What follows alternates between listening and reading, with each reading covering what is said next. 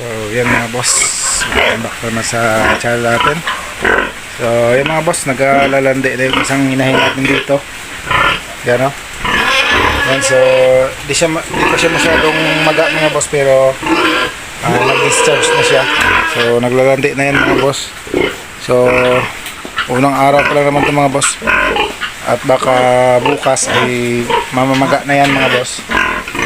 So ito mga boss, so iwan ko lang kung buntis na to, pero hindi naman to nag-reheat yung si Mama Pig natin na puti, Mama Pig sa bana mga boss.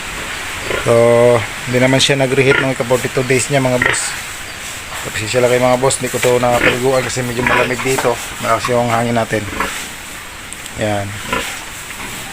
So ito mga boss ay babantayan natin na umpisa ngayong araw hanggang abutin ng 5 araw. So magpipik tayo ng isang araw dyan siya yan mga boss maglalandi, mag-hit no, standing hit. So I think mga boss, ito mga standing hit ito simula ngayon na 3 hanggang 4 na araw simula ngayon mga boss ay mag-standing hit na ito.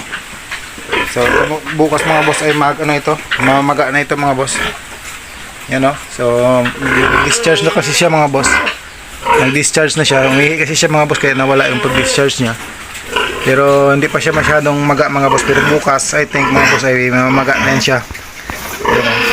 Yan. So ang ingay niya na kasi mga boss simula kagabi ay nag-iingay na rin siya. Yan, so yung balahibo natin okay naman, hindi naman siya naglulugon. Yan, okay. So sana maabutan natin siya mga boss. At sana makapili tayo ng araw na maganda talaga para sa pag-standing hit natin sa kanya mga boss.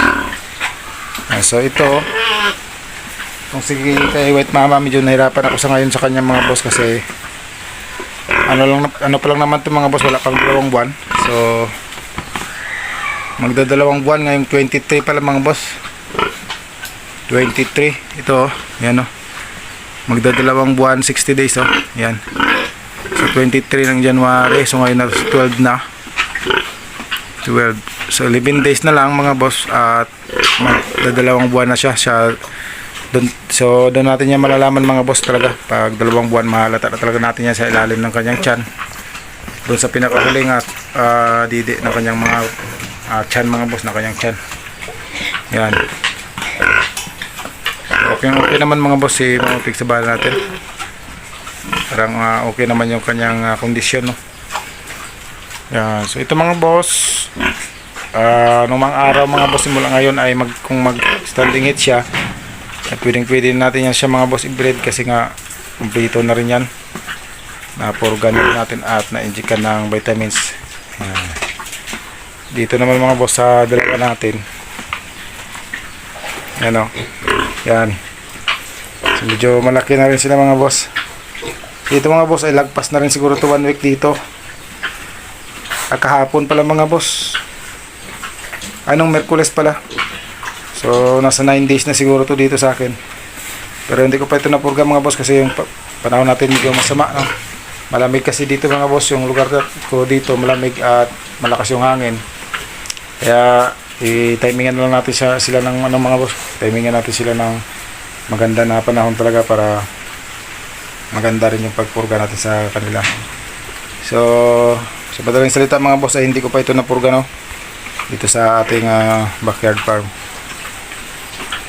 Yan, so pupurgahin natin yung mga boss sa pag uminit lang yung ating araw mga boss, ay pupurgahin natin yan yung ating 2 week na yan. Yan. Pag gumanda lang mga boss ng konti yung ating panahon, pwede na yan sa wala lang ulan. Yung mga boss, starter feeds pa rin yan sila. Dry feeding ako mga boss.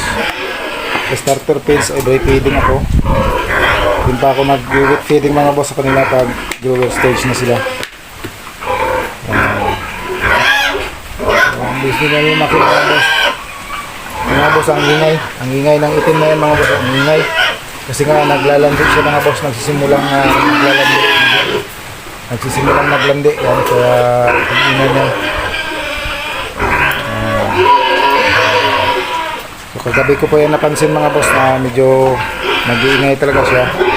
So hintayin lang natin yung peak ng standing heat niya, no? Yung timing ng pag standing heat niya para ma-break natin. Yan mga boss. Sa ngayon kasi mga boss, si tatay lang yung nagbabantay dito, no? Kasi marami tayong nagawa.